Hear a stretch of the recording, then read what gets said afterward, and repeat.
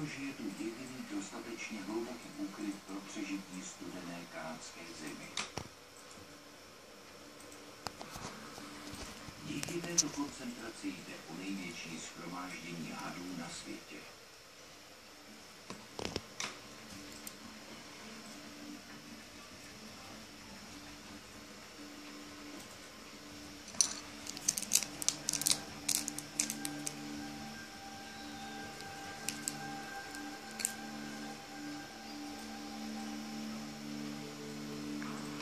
Jižně a západně odsud, uprostřed Kanady, ustupují lesy úplně jiné scenérii.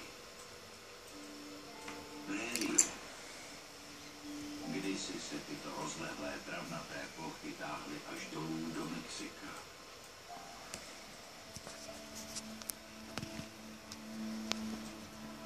Takto velká